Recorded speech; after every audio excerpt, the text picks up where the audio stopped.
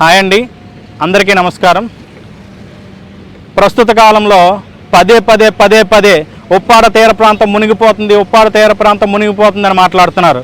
ఇదే ఉప్పాడ తీర ప్రాంతం గత 40 సంవత్సరాల నుంచి 120 ఎకరాలు సముద్రంలో కలిసిపోయింది. ఆ రోజంతా మీరందరూ కలిసి దున్నపోతుకు పాలు పిసుకుతున్నారా అని అడుగుతున్నా.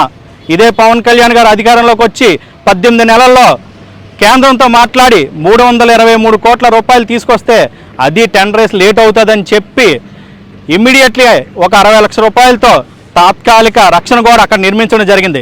దాని వలన ఈరోజు ముంతా తుఫాను వల్ల ఏదైతే ఉప్పాడ గ్రామం ఉందో కొట్టుకోపోకుండా ఉంది. పవన్ కళ్యాణ్ గారు దూరదృష్టితో ఆలోచించి ఇదంతా చేస్తుంటే మీరేమో పవన్ కళ్యాణ్ మీద అక్కసుతో ద్వేషంతో ఇలాంటి తప్పుడు ప్రచారాలు చేస్తారా అని అడుగుతున్నా.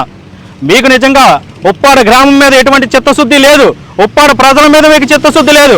ఓన్లీ పవన్ కళ్యాణ్ అక్కసుతో రాజకీయ కక్షతో పవన్ కళ్యాణ్ విమర్శించాలని చేస్తున్న విమర్శే. ప్రజలందరూ ఇది గమనిస్తున్నారు.